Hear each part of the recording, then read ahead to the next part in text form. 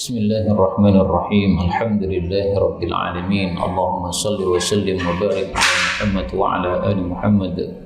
Allahumma anfa'na bima 'allamtana wa 'allimna ma yanfa'una wa zidna ilma wa barik lana fi ilmina warzuqna al-ikhlasa fil qawli wal 'amali kamila wa 'ilman nafi'an la yunsa wa tawfiqan daima wa sihhatan wa yaqinan wa 'afiyah.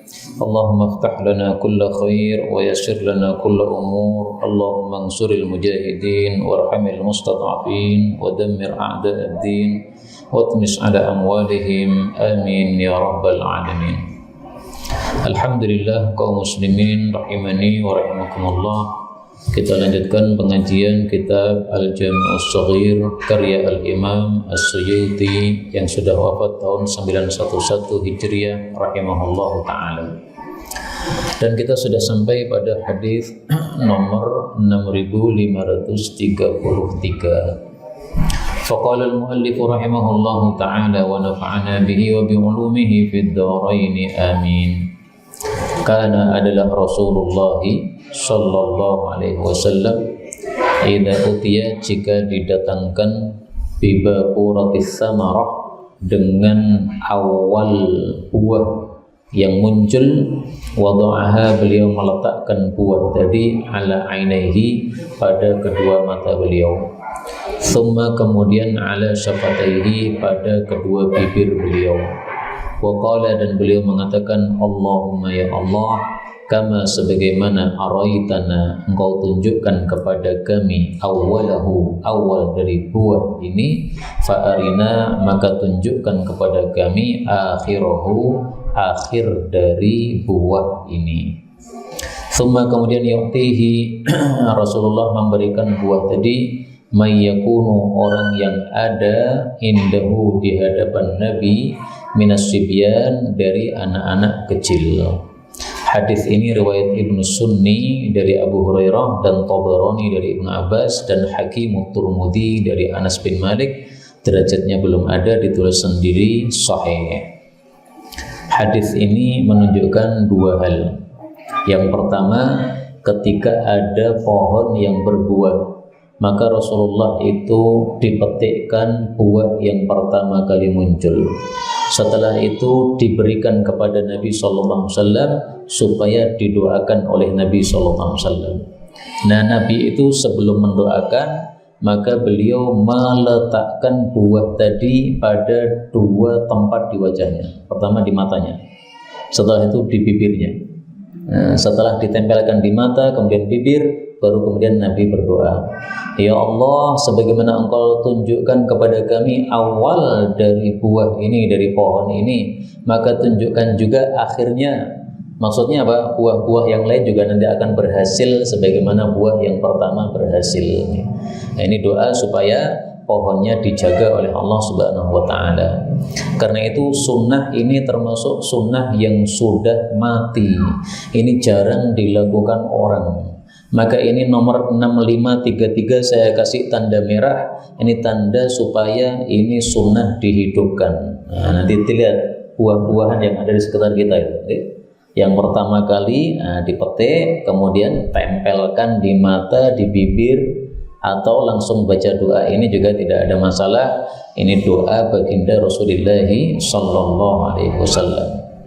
Yang kedua, hadis ini menunjukkan sayangnya Nabi kepada anak-anak kecil, sehingga ketika buah itu sudah didoakan oleh Nabi, beliau tidak makan, tapi malah dikasihkan kepada anak kecil. Siapa yang ada anak kecil di sini dikasihkan. Nah, menurut guru saya, Syekh Saleh Abdullah Saleh Al-Abid, bahwa anak kecil di sini maksudnya adalah anak yang paling kecil yang ada di situ. Misalnya ada 5 anak, 1 tahun, 2 tahun, 3 tahun, 4 tahun, 5 tahun. Yang dipilih yang 1 tahun dikasihkan. Penjelasan seperti itu dari mana nemunya? Dari kitab Al-Adabu Al-Mufrad karya Imam Bukhari.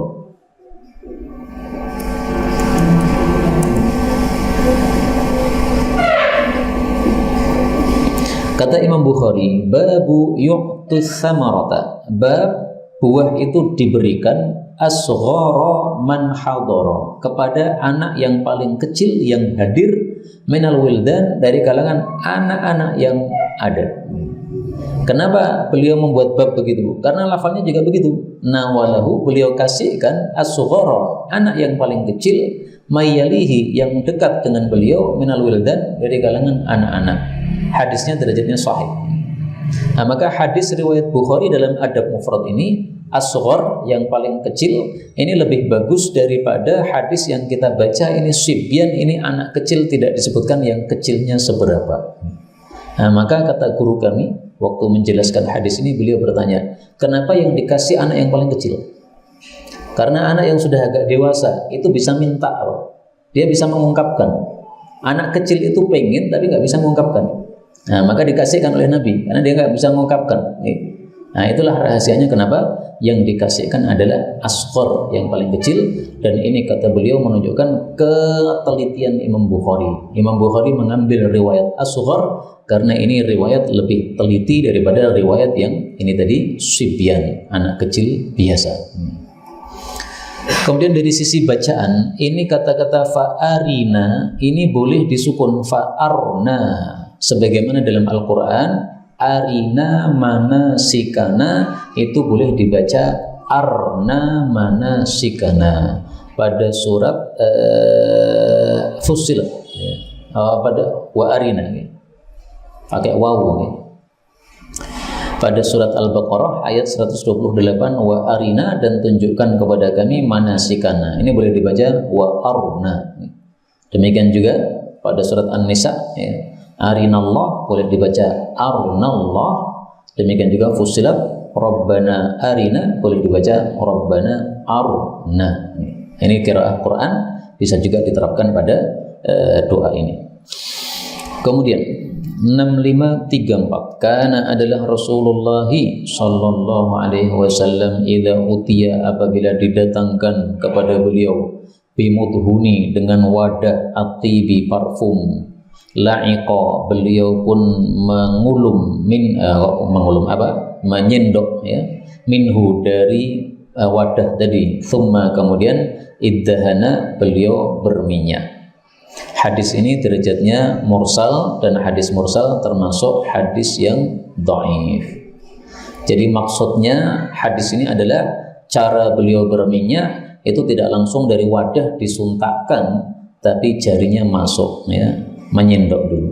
Kalau sudah jarinya masuk, kemudian diusapkan ke tangan, kemudian diusapkan ke seluruh badan. Itu cara memakai minyak wangi yang biasa dilakukan oleh orang-orang Arab. Meskipun hadisnya dhaif, untuk diamalkan tidak ada masalah. Ini bukan bab ibadat, ini hanya bab muamalat. Dalam hadis yang lain disebutkan bahwa tata cara menggunakan minyak untuk tubuh itu adalah didahulukan mengusap pada alis dulu. Saya tampilkan, mudah-mudahan ada hadisnya. Nah ini, idza dahana ahadukum, kalau seseorang berminyak untuk tubuhnya, falyabda bihajibai, hendaklah dimulai dengan hajib, yaitu alisnya dulu. Kalau sudah dimulai dengan alisnya, fa innahu yadhhabu bisuda, maka cara seperti itu bisa menghilangkan pusing. Tapi hadis ini juga mursal, berarti hadisnya derajatnya apa? Dhaif. Tapi sekali lagi, ini bab muamalah, diamalkan tidak masalah, bukan bab ibadah. Kemudian 6534, ini berarti dhaif ya. Dhaif biasanya saya kasih tanda garis bawah gini. Karena adalah Rasulullah sallallahu alaihi wasallam idza utiya, apabila didatangkan, bimri'in, dengan seseorang, qad syahida badran, sudah mengikuti perang Badar, wasyajarata, dan mengikuti pohon, maksudnya baiat di bawah pohon, kabbar alaihi, beliau bertakbir untuk jenazahnya, tis'an, 9 kali takbir. Wa in utiya bihi, kalau didatangkan dengan jenazah, qad syahida badran, mengikuti perang Badar, walam yashhadis syajarah, tapi tidak mengikuti baiat pohon, au syahida syajarah, atau mengikuti baiat pohon saja, walam yashhad badran, tapi tidak mengikuti perang Badar, kabbara alaihi sab'an, beliau takbir untuk jenazahnya 7 kali. Wa idza, dan apabila utiya bihi, didatangkan dengan seseorang, lam yashhad badran, tidak ikut perang Badar, wala syajara, tidak ikut baiat bawah pohon, kabbara alaihi arba'an, beliau hanya takbir sebanyak 4 kali. Hadis ini derajatnya juga dhaif, tetapi isinya sahih, bahwasanya takbir sholat jenazah itu minimal 4, maksimal 9. Minimal berapa? 4, nggak bisa kurang, maksimal 9, nggak bisa lebih. 4, 5, 6, 7, 8, 9, 6 cara. Silahkan dipilih, bebas.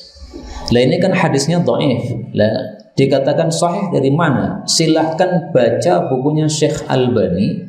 Ini lengkap riwayatnya tentang masalah ini, yaitu buku beliau judulnya Ahkamul Janais, hukum-hukum jenazah, ditulis Syekh Albani, wafat 1420 Hijriah.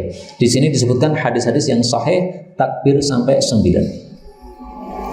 Dan ringkasnya hadis ini menunjukkan bahwa takbir salat jenazah itu boleh milih antara 4 sampai 9, tapi bagusnya disesuaikan siapa yang disolatkan. Disolatkan orang biasa, ya 4 saja takbirnya. Yang disolatkan Ustadz Azeb, tambahi sidik lah 5. Tapi Ustadz Mudakir, masuk kur 5 tok, tambahi 9. Misalnya gitu.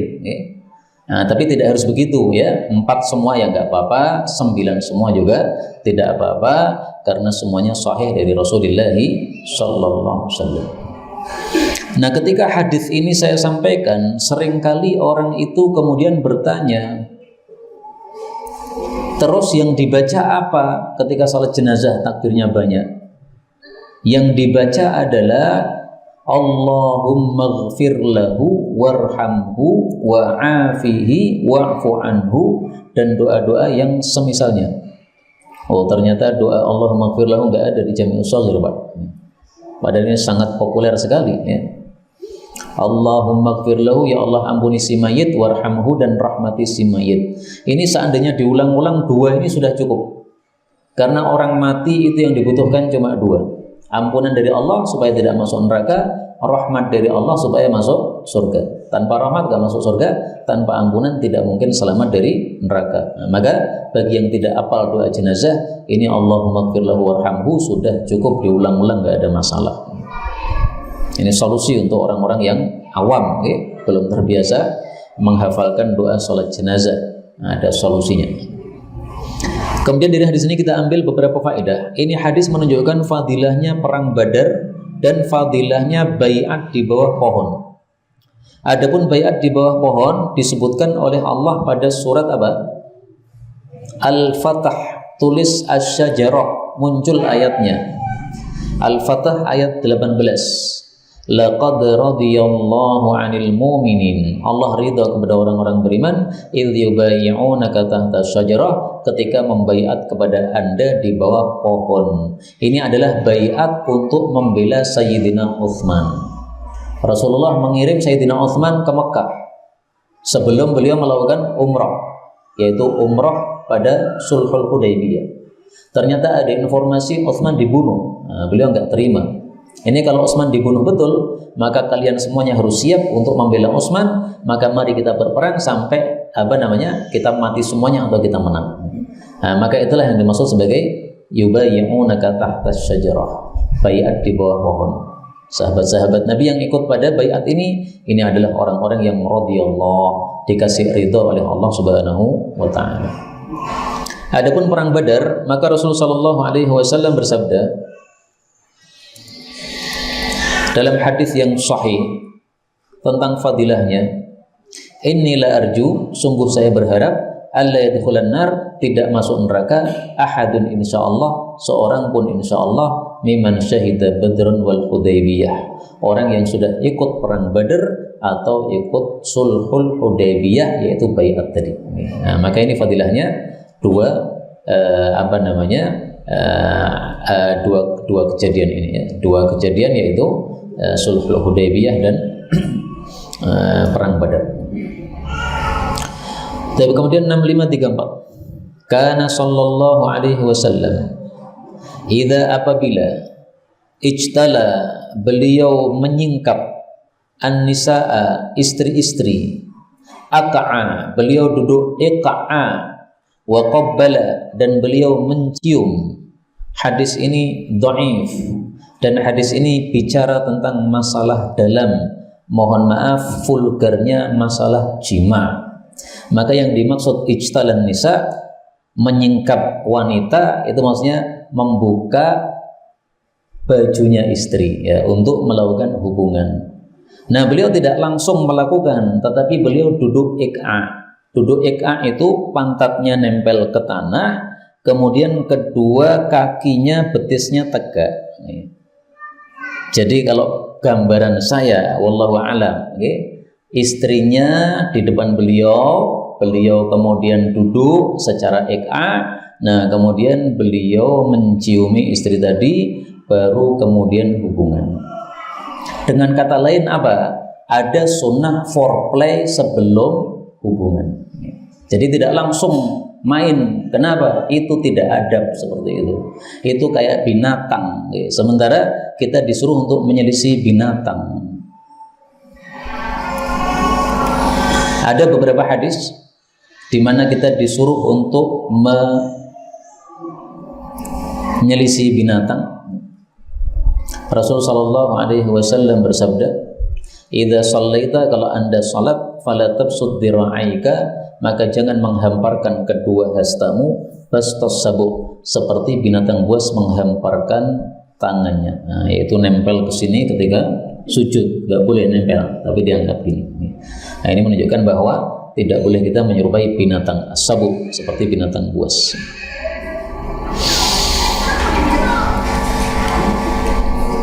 Ada satu hadis tetapi tidak sahih mengatakan minal jafa, termasuk kebodohan. Apa itu termasuk kebodohan? Sebentar, saya cari hadisnya ada enggak. Oh, tidak ada di sini. Nah, tapi saya temukan di kitab yang lain. Ini sudah saya masukkan di kitab yang saya tulis ini ya. Salasatun minal jafa, ada 3 perkara termasuk kebodohan. Ini langsung saya ringkas ya. 1, 2, 3 nih. Nah, yang ketiga, wa ayyakuna bainar rajul wa ahlihi wiqa'an. Ini mestinya wiqa'un. Bahwasanya terjadi antara seseorang dengan istrinya hubungan, min ghairi ayyursilar rasulahu, tanpa dia mengirim utusannya. Maka ditanya oleh para sahabat, utusannya apa ya Rasulullah? Beliau mengatakan, al-mizah, bersendau gurau dulu, wal qubal, cium dulu, la yaqa'u ahadukum ala ahli, jangan seseorang kumpuli istri, mithlal bahimah alal bahimah, seperti hewan ketemu hewan. Langsung kemudian selesai langsung. Jadi ketemu langsung kemudian selesai langsung. Nah, itu enggak seperti itu adabnya. Ini mohon maaf masalah dalam, tapi ini karena termasuk adab Islam, tidak ada masalah untuk disampaikan secara vulgar seperti ini karena ada perlunya. Saya jadi ingat masalah ini yang menyebabkan para ulama mayoritas mengatakan kalau seorang suami pengen istrinya tidak hamil, kemudian dia melakukan azal, maka itu harus minta izin dulu sama istrinya. Kalau tidak minta izin sama istrinya, itu hukumnya makruh ya. Berarti harusnya tidak wajib ya, tapi sebaiknya. Kenapa? Karena kalau dilakukan azal, itu berarti haknya istri kurang sempurna. Haknya istri terkurangi. Nah, supaya haknya istri tidak terkurangi, minta izin dulu. Mau dia azal tidak? Kalau tidak mau, ya sudah, harus di dalam, tidak boleh ditumpahkan di luar ya. Kalau dia mau berarti dia mengurangi haknya, tidak ada masalah. Itu hadis-hadis seperti inilah dasarnya jumhur untuk mengatakan seperti itu. 6537. Karena Rasulullah sallallahu alaihi wasallam idza ijtahada, apabila bersungguh-sungguh fil yamini, di dalam bersumpah, qala, beliau mengatakan la, tidak, walladzi nafsu Abil Qasim biyadihi, demi zat yang jiwanya Abul Qasim yaitu Nabi Muhammad SAW ada di tangannya, yaitu maksudnya demi Allah Subhanahu wa taala. Hadis ini derajatnya sahih menurut Suyuti tapi dhaif menurut Al-Albani, maka di sini saya kasih kode dot, ini adalah dhaif menurut Syekh Al-Albani rahimahullahu taala. Hadis ini menunjukkan bahwasanya cara bersumpah Nabi itu bermacam-macam. Kadang-kadang seperti ini, kadang-kadang wallahi, kadang-kadang juga yang lain. Ini saya tampilkan yang sahih. Karena adalah Nabi yahlifu, biasanya bersumpah la, tidak, wa muqallibil qulub, demi zat yang membolak-balikkan hati, yaitu Allah Subhanahu wa taala. Hadis riwayat Bukhari. Ini yang sahih. Adapun ini walladzi nafsu Abil Qasim biyadihi, ini hadis lafal seperti ini tidak sahih menurut Syekh Albani. Tapi seandainya diungkapkan bagaimana? Gak apa-apa. Karena yang sumpah itu intinya dua yang boleh. Sumpah dengan nama Allah atau sumpah dengan sifat Allah. Nah, ini termasuk sifat Allah. Zat yang jiwa saya ada di tangannya, yaitu Allah. Memang Allah seperti itu. Allah itu merenggut atau menguasai setiap jiwa dari manusia-manusia ini. Sebagaimana disebutkan dalam Al-Quran, amman huwa qaimun ala kulli nafsim bima kasabat. Apakah zat yang mengawasi setiap jiwa, semua yang dia lakukan sama dengan Tuhan-Tuhan yang tidak bisa berbuat apa-apa. Nah, jadi Allah itu menguasai semua jiwa dan mengawasi terhadap mereka semuanya. Kemudian dari sisi nama, Abul Qasim ini adalah nama kunyah bagi Nabi Muhammad sallallahu alaihi wasallam. Kenapa disebut Abul Qasim? Padahal putra beliau ada 3. Ada Qasim, ada Abdullah, ada Ibrahim. Kenapa kok Abul Qasim bukan Abu Abdillah, bukan Abu Ibrahim? Ini karena Qasim adalah anak laki-laki yang pertama. Nah, jadi cara membuat nama kunyah itu ambil anak laki-laki yang pertama. Seperti ayah saya, Ustaz Abu Abdillah. Kenapa kok bukan Ustaz Abu Naim? Kakak saya perempuan, Jannatun Naim. Nah, karena dia perempuan.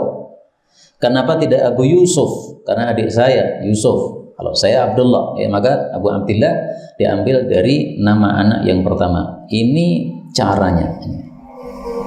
Saya tampilkan dalil yang lain untuk menunjukkan hal itu.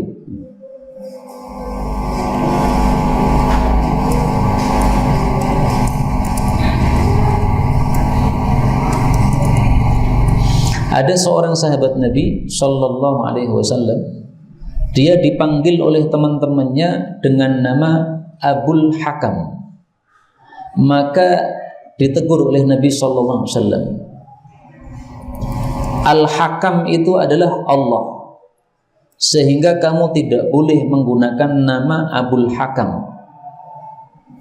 Tapi Nabi bertanya, falima tukna Abul Hakam? Kenapa sih kamu kok namanya Abul Hakam? Padahal Al-Hakam itu Allah. Berarti kalau Abul Hakam seolah-olah bapaknya Allah. Maka dijawab oleh sahabat ini, sesungguhnya kaum saya kalau berselisih dalam satu hal, mereka datang kepada saya kasih hukum, lalu mereka ridho semuanya dengan hukum saya. Akhirnya mereka menamai saya Abul Hakam. Maka Rasulullah mengatakan, ma ahsana hadza, alangkah bagus kondisi kamu ini. Fama laka minal walad, anakmu siapa namanya? Dia mengatakan nama anak saya pertama Sureh, yang kedua Muslim, yang ketiga Abdullah. Nah, Nabi bertanya, yang paling besar siapa? Yang paling besar Sureh. Fa anta Abu Sureh. Berarti Anda itu namanya Abu Sureh. Nah, ini dalil yang kedua bahwa nama Abu diambil untuk anak laki-laki yang pertama. Nah, silakan masing-masing punya nama Abu, okay? Karena ini termasuk apa? Sunnah baginda Rasulullah sallallahu alaihi wasallam. Imam Albani mengatakan al-kunyatu adabun islami. Nama kunyah itu adalah adab islami. Maksudnya apa? Tidak ada di agama yang lain. Di Yahudi enggak ada abu-abu gitu. Nasrani enggak ada abu-abu. Yang ada adalah dalam Islam. Tapi kalau semuanya pakai abu, nggih mumet wae. Pernah itu masuk gang saya itu cari saya, Pak Abu di mana? Abu siapa? Karena nggak jelas Abu itu siapa. Ternyata maksudnya Abu Zaidan. Maksudnya disebutkan nama akhirnya, jangan awalnya. Kalau Abu ya semuanya nggak kenal. 6538. Kana Rasulullah sallallahu alaihi wasallam idza apabila akhadha mengambil madja'ahu tempat tidurnya, ja'ala yadahul yumna, beliau letakkan tangan kanannya tahta khaddihil aiman, di bawah pipi kanan. Hadis ini derajatnya sahih, belum ada derajatnya ditulis sendiri. Hadis ini menunjukkan bahwa sunnahnya tidur itu miring kanan seperti ini. Bagaimana kalau miring kiri? Saya belum menemukan larangan, tetapi lebih utama miring kanan. Kenapa miring kanan lebih utama? Pertama, kata para ulama, karena miring kanan ini menyebabkan mudah untuk segera bangun. Jadi Nabi tidur ini ada tujuannya. Tujuannya saya nanti pengen bangun tahajud. Nah, supaya tidurnya tidak terlelap, beliau tidak telungkup. Supaya tidak terlelap, maka tidak miring kiri, tapi miring kanan.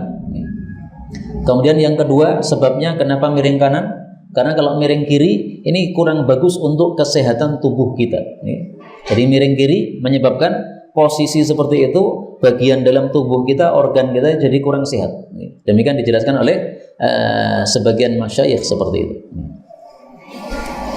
Kemudian di sini hanya dikatakan meletakkan tangan kanan di bawah pipi kanan, miring kanan. Tidak disebutkan menghadap kiblat. Maka kata guru saya, Syekh Naji, ini dari Sudan, ini beliau mengatakan hadis-hadis sudah banyak saya pelajari, kitab-kitab hadis sudah banyak saya buka, belum satupun saya temukan dalil tidur menghadap ke arah kiblat. Nah, jadi tidak usah memaksakan untuk menghadap ke arah kiblat. Kepala harus di utara supaya menghadap ke arah kiblat karena miring kanan, enggak. Kepala di selatan silahkan, berarti menghadap ke arah timur. Kepala di timur silahkan, berarti menghadap ke arah utara, enggak ada masalah. Karena belum kita temukan dalil sama sekali tidur ngadep kiblat. Adanya liang lahat jenazah dimasukkan kiblat. Kiblatukum.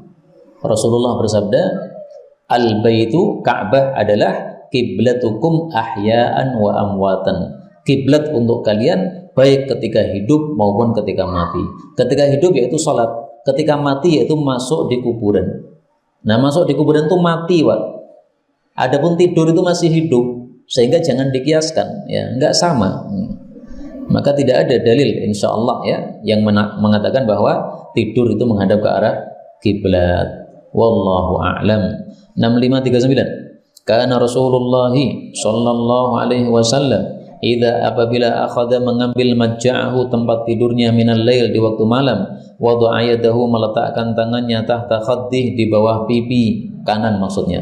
Tsumma yaqulu kemudian mengatakan bismikallahumma, dengan namamu ya Allah ahya saya hidup, wa bismika amut, dan dengan namamu pula saya akan mati. Wa idza stayqadha, dan apabila bangun, qala mengucapkan alhamdulillahilladzi ahyana ba'dama amatana wa ilaihin nusyur. Segala puji hanya bagi Allah yang telah menghidupkan kami setelah mematikan kami, dan hanya kepadanya bangkit kembali, hidup kembali setelah mati. Hadis muttafaqun alaih. Hadis ini menunjukkan bahwa sebelum tidur ada wiridnya, setelah tidur ada wiridnya. Sebelum tidur bismillah, supaya apa? Berkah. Setelah tidur alhamdulillah, supaya apa? Mensyukuri nikmat Allah. Karena tidur itu nikmat Allah. Disebutkan dalam Al-Qur'an sebagai nikmat oleh Allah Subhanahu wa taala. Surat An-Naba. Alam naj'alil arda mihada, nikmat ini. Wal jibala autada, nikmat ini. Wa khalaqnakum azwaja, nikmat ini. Wa ja'alna naumakum subata, nikmat juga. Dan kami telah menjadikan tidur kalian itu sebagai istirahat. Istirahat itu artinya lelah kemudian hilang, ya. Dengan sebab tidur maka lelahnya hilang, bangun sudah fresh, nikmat dari Allah. Maka ini harus disyukuri. Kalau disyukuri maka akan ditambah nikmat oleh Allah Subhanahu wa taala. Nah, maka ketika kita mengucapkan alhamdulillah, ini paling bagus sambil dihayati nikmat Allah setelah kita tidur itu. Betapa nikmatnya kita ini tidur itu mendapatkan kenikmatan yang besar dengan istirahatnya badan kita. Terakhir 6540. Kana Rasulullah sallallahu alaihi wasallam idza akhadha majja'ahu, kalau mengambil tempat tidurnya minal lail di waktu malam, qala mengucapkan bismillahi wada'tu jambi, dengan namamu, dengan nama Allah saya letakkan punggungku, wa bika arfa'uh, dan denganmu aku mengangkatnya, Allahumma ighfir dhanbi, ya Allah ampuni dosaku, wakhsa syaitani, dan rendahkan setanku, wa fukkarihani, dan tebuslah gadeanku, wasaqil mizani, beratkan timbanganku, waj'alni fin nadiyil a'la, jadikanlah saya bersama teman-teman yang ada di atas. Ini hadisnya juga sahih, bisa kita baca untuk nanti malam, karena hadis ini termasuk yang jarang diamalkan. Isinya: 1. Meletakkan punggung. 2. Akan mengangkat punggung nanti pas bangun. 3. Minta diampuni dosa. 4. Rendahkan setan saya. Maksudnya kalahkan setan saya. Ini seolah-olah Nabi mengatakan, ya Allah, saya pengen tahajud, tolong setannya jangan ngalahkan saya supaya saya bisa tahajud. Seolah-olah begitu. Nah, maka kata-kata ini waksi apa waksa nih Pak? Waksa ya, karena yang terkenal itu waksa. Di sini tertulis waksi, saya ganti aja. Waksa, dan rendahkanlah syaitani, setan saya. Nah, ini menunjukkan bahwa orang tidur itu diganggu setan. Dan ini disebutkan oleh Nabi dalam hadis yang lain. Rasulullah bersabda, barang siapa yang tidur, maka setan itu mengikat di atas tengkuk kepalanya 3 kali ikatan. Dia katakan pada setiap ikatan, malammu masih panjang, lanjutkan tidur. Jadi pas kita tidur kemudian bangun melihat jam 2, malam masih panjang, lanjutkan tidur, itu setan sebenarnya. Bangun lagi jam 3, malam masih panjang, lanjutkan, itu setan. Setengah 4 bangun lagi, masih panjang, nanti aja, itu setan. Nah, kalau seseorang bangun kemudian zikir, 1 ikatan lepas, wudu 1 ikatan lepas, kemudian kalau sholat maka 1 ikatan lepas, berarti 3 ikatan lepas semuanya. Hadis muttafaqun alaih. Kemudian yang dimaksud di sini fukkarihani, itu maksudnya adalah kesalahan-kesalahan saya mohon dimaafkan. Sehingga ini semakna dengan ighfir dzambi, ya, dosa-dosa saya ampuni. Fukka, ya, tebuslah rihani, gadean saya. Ini dijelaskan oleh para ulama, maksudnya kesalahan saya maafkan. Adapun an-nadiyil a'la, teman-teman yang di atas, ini maksudnya adalah para malaikat. Malaikat-malaikat itu berada pada langit, maka disebut sebagai an-nadiyil a'la. Ini yang dapat kita pelajari. Wallahu a'lam bissawab. Benar dari Allah. Kalaupun ada salahnya, fa astaghfirullahal azim li wa lakum. Loh, kok baru 30 menit Pak? Tambah lagi. Salah saya melihat jam ini. Baik, belum ngantuk Pak ya? Nah, ini ada kopi nih kalau ngantuk nih. Silahkan yang ngantuk minum kopi. Saya mau minum, enggak berani saya karena gelasnya besar nih. Nanti saya enggak bisa tidur. Lanjut lagi ya.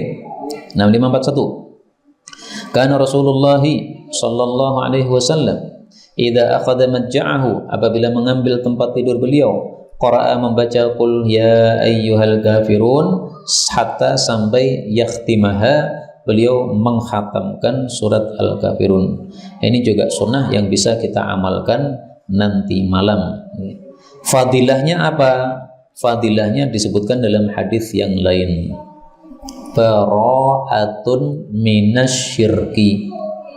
Idza akhadta majja'aka, kalau kamu sudah mengambil tempat tidurmu di waktu malam, bacalah qul ya ayyuhal kafirun, kemudian tidurlah setelah menyelesaikannya, fa innaha bara'atun minasyirki, maka surat itu isinya adalah berlepas diri dari kesyirikan. Hadis riwayat Abu Dawud. Seolah-olah Nabi mengatakan, kalau Anda mati, maka mati sudah bebas dari syirik. Kalau sudah bebas dari syirik, maka masuk surga. Mudah-mudahan semua kita masuk surga tanpa siksa, tanpa hisab. Amin ya rabbal alamin. 2. Kana Rasulullah sallallahu alaihi wasallam idza akhadha ahlahu, apabila mengenai keluarganya al-wa'ku, sakit, amara, beliau memerintahkan bil hisa, dengan hisa. Hisa itu kalau bahasa kita adalah jenang. Fasuni'a, maka dibuatlah jenang tadi. Tsumma amarahum, lalu Nabi menyuruh mereka fahasau, maka mereka memakan jenang tadi.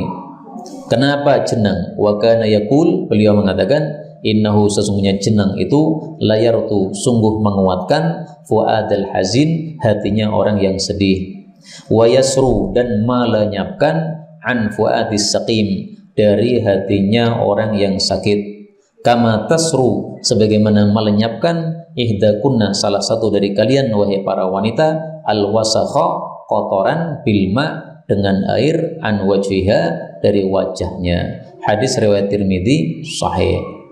Hadis ini menunjukkan dua hal. Yang pertama, Rasulullah Shallallahu Alaihi Wasallam sangat perhatian kepada istrinya, ahlahu, istrinya, keluarganya, maksudnya apa? Istrinya. Karena di sini beliau mengatakan ihdakunna, salah satu kalian, berarti istri-istri Nabi Shallallahu Alaihi Wasallam. Nah, maka suami paling bagus seperti ini.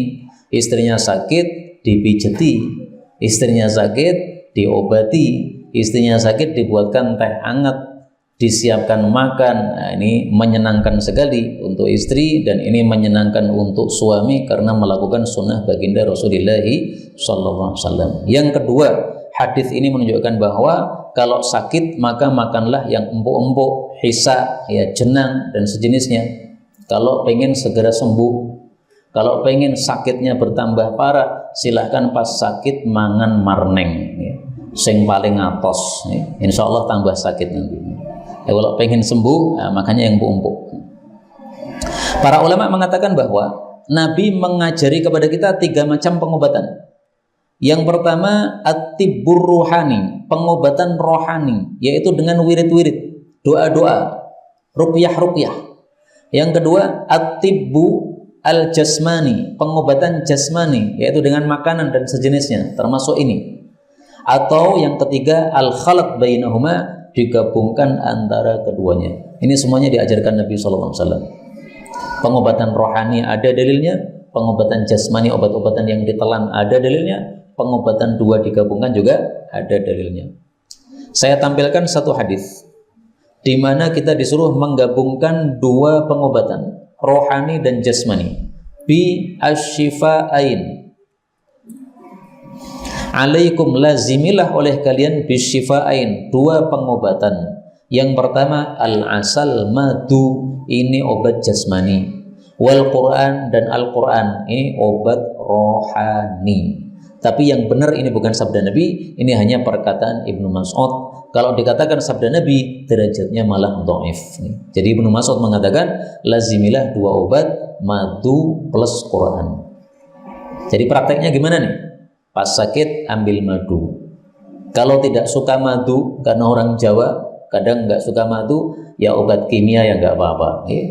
Sebelum diminum madu dan obat tadi, bacakan Fatihah, kemudian ditiupkan, baru Bismillah. Kenapa yang kita pilih Fatihah? Karena Rasulullah mengatakan, wa ma yudrika annaha ruqyah, dari mana kamu tahu Fatihah itu untuk ruqyah? Qad asabtum, sudah tepat itu. Ini hadis muttafaqun alaih. Juga karena Rasulullah Shallallahu Alaihi Wasallam bersabda, afdalul Quran, surat Al-Quran yang paling utama, surat Alhamdulillahi Rabbil Alamin. Nah, maka ini juga untuk PR, yaitu kita mengobati penyakit-penyakit kita, digabungkan antara al-asal, madu atau obat-obatan yang lain, jasmani yang lain, dan Quran, ini obat rohaninya. 43. Karena Rasulullah Sallallahu Alaihi Wasallam idza dahana, apabila berparfum, berminyak, sabba, beliau menuangkan fi rahatihi, pada telapak tangannya al-yusra, yang kiri. Fabada'a, lalu beliau memulai bihajibaihi, kedua alisnya, thumma ainaihi, kemudian kedua matanya, thumma ra'sahu, kemudian baru pada kepalanya. Hadis riwayat Syirazi, derajatnya dhaif. Dan tadi sudah kita singgung sedikit bahwasanya dimulai pada alis untuk menghilangkan penyakit pusing tapi juga dhaif. 44. Karena Rasulullah sallallahu alaihi wasallam idza aradal hajah, apabila menghendaki hajat yaitu buang air, lam yarfa' thawbahu, tidak mengangkat bajunya, hatta yadnuwa minal ard, sampai beliau mendekat ke tanah. Hadis riwayat Abu Dawud sahih. Dulu orang buang hajat itu belum punya kamar kecil, Pak. Jadi harus keluar rumah menuju ke tempat sepi di padang pasir, baru kemudian di situ ada tempat gundukan, dia duduk di tanah buang hajat di situ. Nah, kapan buka sarungnya itu kapan? Kalau sudah duduk ke tanah baru dibuka sarungnya. Jadi bukan pas berdiri langsung diangkat sarungnya gitu, bukan. Karena kalau kondisi seperti itu nanti bisa terlihat auratnya.